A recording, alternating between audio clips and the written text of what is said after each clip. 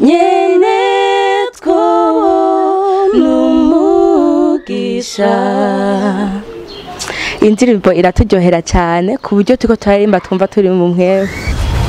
Iyi ndirimbo yo ndayumvirije irampezagira. Jewe ndayifata nk'isengesho rya misi yose. Jewe iyo ndiko ndaririmba indirimbo ndumva yuko ngiye mu kindi kibanza. Irandyohera cyane na cyane cyane igeze ku cyitabirizo.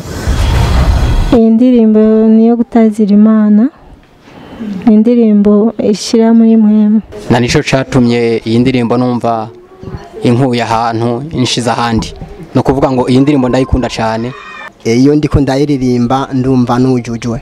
Mfise ibibazo ca numva ndemye muri jewe. Iraruhura kabisa. Saba Imana kugira ngo ikomeze kungirira neza no kutugirira neza twese hamwe. Imana iduhezagire.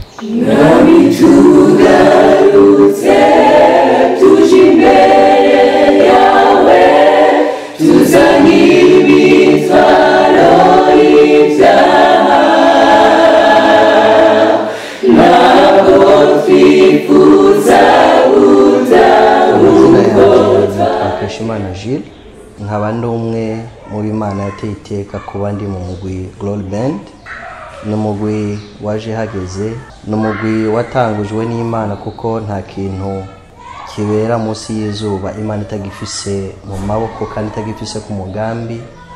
Iyi ndirimbo rero ni indirimbo irimo amajambo akomeye cyane, amajambo yigisha ndetse n'amajambo akora ku mitima y'abantu. Mbonewe n'akaryo ko gushimira uyu mugwi. Imana ukomeze uje imbere kugira ngo utere uje imbere, kandi nzi neza ko Imana izobakomeza ikanabashoboza gushika ku mugambi Imana yonyene yifuza ko bagera ko.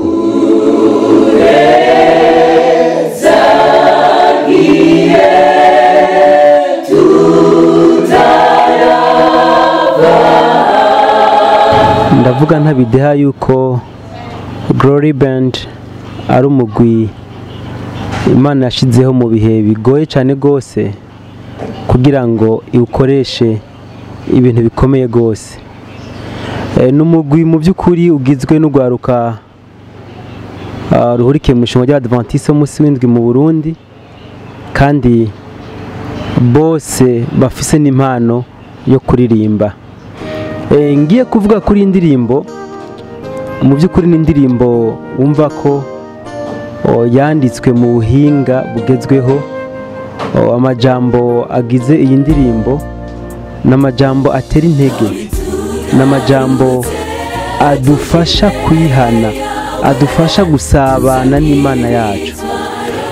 Ego reka ndarikira umuntu wese kugira ngo iyi ndirimbo ayikurikirane, kuko ni indirimbo izomufasha cyane gukora mu bya mwemu, kandi ni indirimbo izomufasha cyane kwegerana n'umuremyi wiwe. Murakoze.